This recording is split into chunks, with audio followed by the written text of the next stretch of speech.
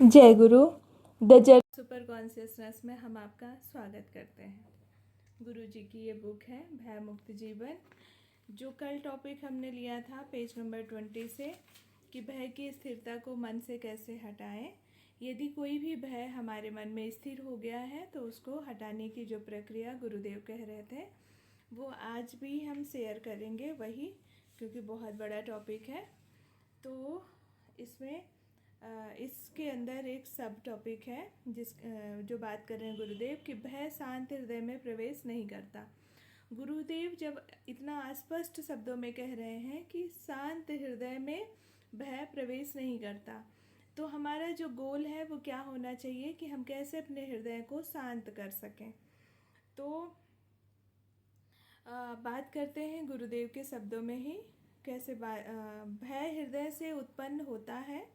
जब कभी आप किसी बीमारी अथवा दुर्घटना के भय पर विजय पाना चाहते हैं तो आपको गहरे धीरे धीरे और लयबद्ध के साथ कई बार सांस लेने और छोड़ने चाहिए, और प्रत्येक श्वास छोड़ने के पश्चात थोड़ा सा विश्राम करना चाहिए।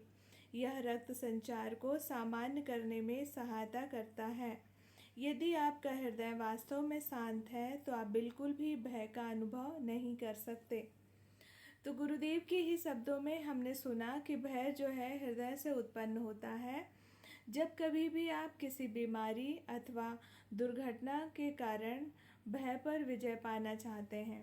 मतलब किसी भी अनुभव, मतलब किसी भी तरह जीवन के कई पड़ाव में कई तरह के अनुभव हो सकते हैं जो हमारे मन में घर कर जाते हैं, जिसकी वजह से बार बार वो विचार आता रहता है भय का।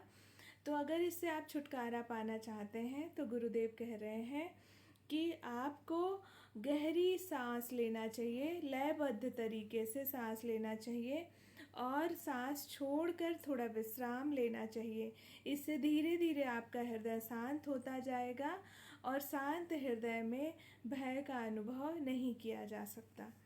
तो कहने का मतलब है कि इस तरह से सांस लें। मैं बता रही हूँ, आप ध्यान से, अगर किसी को भी भय और एंजाइटी होती है तो ये प्रैक्टिस करके देखें। मैं जब हिप्नोथेरेपी करती थी तो उस समय मैं ये ब्रीदिंग प्रैक्टिस दिया करती थी क्लाइंट्स को, तो वो करते थे और काफ़ी रिलीफ भी मिलता था। तो हमने सांस लिया,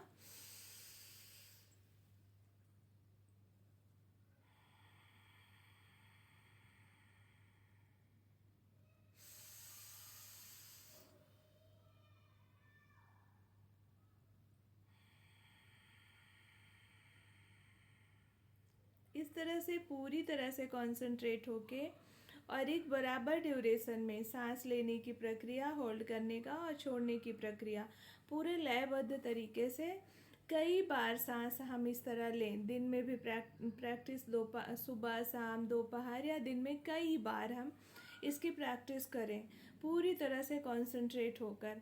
और हम साथ में इसके अफर्मेशन भी ले सकते हैं कि जैसे मैं कॉन्फिडेंट हूँ, मैं स्वस्थ हूँ, मैं कॉन्फिडेंट हूँ।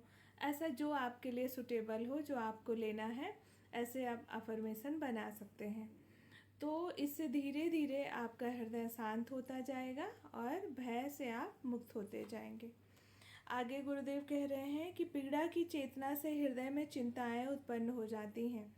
जो हमारे मन में, हमारी चेतना में जो पीड़ा का अनुभव हमने पहले किया है, उससे धीरे धीरे मन में एक चिंता लगी रहती है, चिंता उत्पन्न हो जाती है। जो हमारा मन है वो टेंस्ड हो जाता है।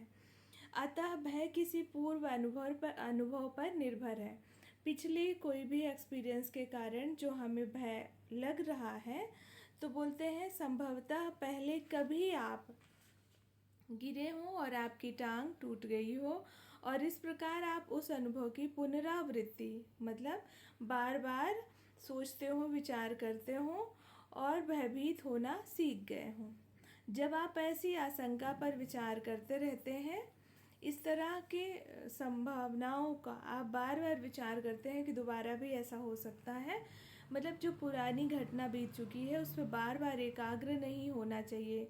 क्योंकि जब हम निगेटिव चीज़ों को बार बार विचार में लाते हैं तो वैसी दोबारा घटना होने के पूरे चांसेस हैं। तो गुरुदेव कह रहे हैं जब आप ऐसी आशंका पर पुराने जो निगेटिव अनुभव हुए हैं, बुरे एक्सपीरियंस हैं, विचार करते रहते हैं तो आपकी इच्छा शक्ति दुर्बल हो जाती है, हमारी जो विल पावर है वो वीक हो जाती है, और आपके स्नायु भी, हमारे जो नर्वस सिस्टम है वो भी वीक हो जाते हैं, और हो सकता है आप दोबारा गिर जाएं और आपने अपनी टांग तोड़ लें।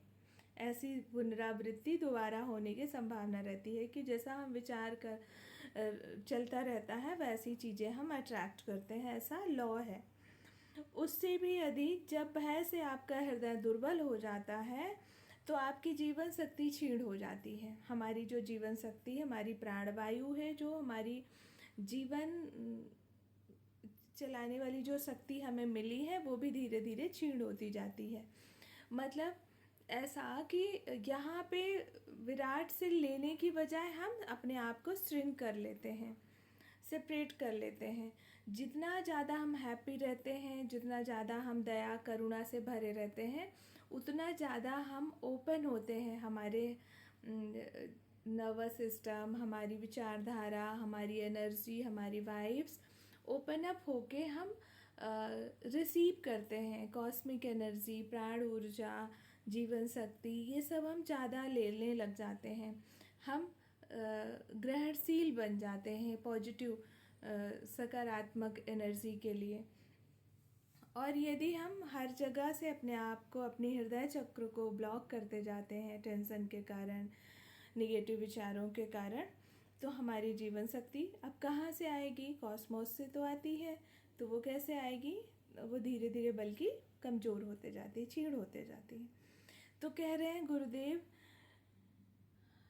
और रोगाणुओं को आपके शरीर पर आक्रमण करने का अवसर मिल जाता है। तो जब हम लगातार किसी भी वजह से हमेशा भीतर ही भीतर चिंता में रहते हैं, टेंस रहते हैं, तो हमारी जो जीवन शक्ति है वो क्षीण होते जाती है, और रोगाणु जो है, मतलब कीटाणु, रोग, बीमारियां हमारे ऊपर आक्रमण कर देती हैं।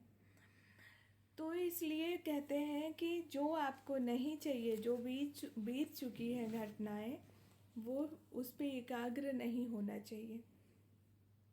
हर कोई कह रहा है कि आपको जो चाहिए उस पर एकाग्र हो, संत शास्त्र चिल्ला चिल्ला कर बता रहे हैं। तो जो भी व्यक्ति हैं जो रोना रोते रहते हैं कि हमारे साथ ही क्यों होता है ऐसा, हमारे साथ ही क्यों होता है, बल्कि कई लोग बोलते हैं कि अरे यार, ये बेचारा जब से पैदा हुआ ये दुख ही दुख भोगता आ रहा। तो अब हमें अपने दिमागी पैटर्न को समझना चाहिए, इस यूनिवर्सल लॉ को समझना चाहिए, और इस विचार और हमारा जो बिलीफ सिस्टम है, हमारी जो धारणाएं हैं, इसके पैटर्न को चेंज करने के लिए कुछ बेसिक प्रैक्टिसेस जो मैं अभी तक गुरुदेव की बुक से, गुरुदेव की वाणी से मैं बताते जा रही हूँ, उस तरह से प्रैक्टिसेस करके, अफर्मेशन करके, ध्यान करके अपने विचारधारा को चेंज करें और भय को अपने जीवन से मुक्त करें। Thank you. जय गुरु।